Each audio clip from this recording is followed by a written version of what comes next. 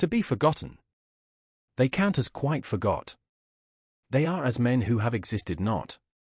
Theirs is a loss past loss of fitful breath. It is the second death.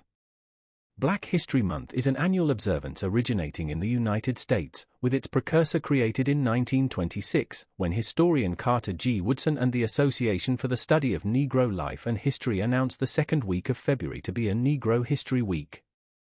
At the time of Negro History Week's launch, Woodson contended that the teaching of black history was essential to ensure the physical and intellectual survival of the race within broader society. If a race has no history, it has no worthwhile tradition, it becomes a negligible factor in the thought of the world, and it stands in danger of being exterminated. The American Indian left no continuous record. He did not appreciate the value of tradition, and where is he today? The Hebrew keenly appreciated the value of tradition, as is attested by the Bible itself.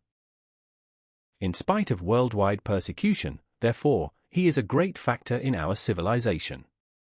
Negro History Week was met with enthusiastic response. It prompted the creation of black history clubs, an increase in interest among teachers, and interest from progressive whites. Negro History Week grew in popularity throughout the following decades, with mayors across the United States endorsing it as a holiday.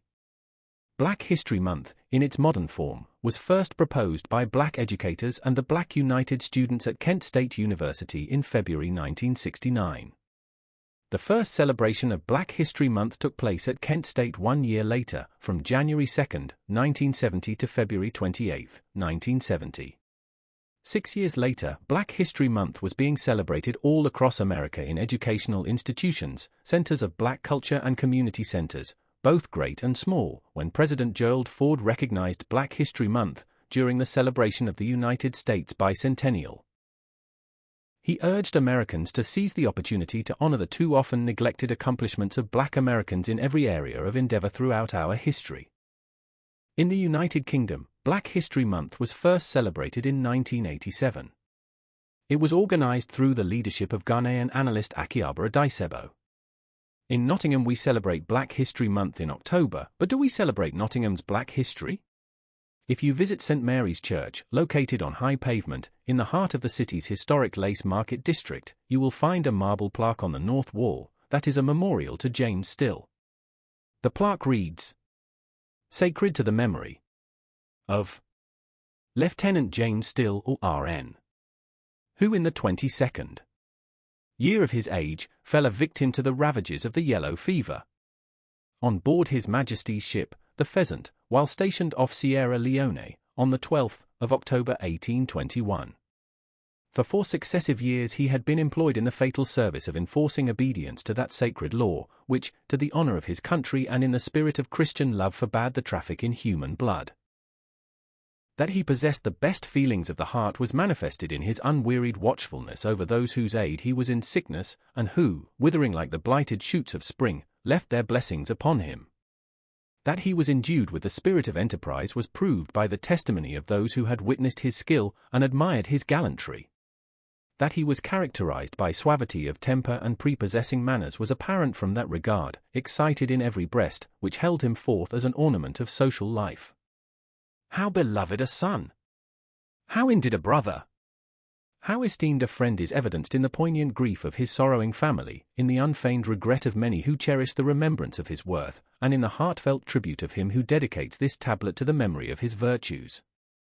Lieutenant James Still R.N. was not an atypical man. Nottingham has always been a progressive city and a city of second chances, so when the Slave Trade Act 1807, officially an act for the abolition of the slave trade, was finally passed, it was not unsurprising that a free man community sprung up just outside the city limits, in the area of Beacon Hill. That community of former slaves, their friends and their families, played a productive part in the ensuing years of Nottingham's turbulent history, for indeed the 19th century in Nottingham was a turbulent time, a time of riots and reform, a time of hunger, poverty and the struggle for social justice. The political movement of that era had strong roots in the abolitionist movement, and had strong allies in the freedmen that had once suffered the injustice of slavery. Many of the freed slaves of that era found domestic work through the Servants' Register Office in Chandler's Lane, an employment agency founded by another freed slave, George Africanus. Others found employment at the foundries at the back of what is now Victoria Park, just off Bath Street and Beacon Hill. The free man community flourished, and indeed, during the famines of the 19th century, as people lay hungry and dying in Nottingham's Great Market Square, the residents of the community marched up High Pavement to bring food, arms and relief to the suffering of our city. To me, this is a moment of black history that should be enthusiastically celebrated in our city, a moment where black and white came together, a moment where lives were saved, where we were all brothers, a time where we fought side by side for social justice and to improve conditions for everyone. Yet there is no plaque where that freed man community once stood, there is no celebration of the relief those residents brought. And beyond George Africanus, just about every black face from that period in our history has been erased. I was brought up on this history, because this is part of my own family history. I have forebears who were slaves, I have forebears who lived in that settlement, I have forebears who marched along High Pavement, to feed the poor and needy, but every year Black History Month rolls around and I have no opportunity to celebrate them, beyond the personal tribute that I make in my heart. They count as quite forgot. They are as men who have existed not. Theirs is a loss past loss of fitful breath. It is the second death. I love this city is my home, it is a home of freedom, of liberty, a city that fights against social injustice, a city that is often overlooked by the elites of Westminster, but does not let that fact faze it, instead choosing to strive to overcome.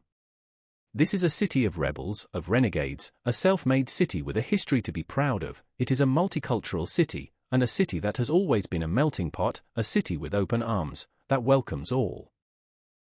I just wish some would honor that a little more, and maybe by sharing this personal history, maybe just maybe, it might open a few eyes and get us to do just that.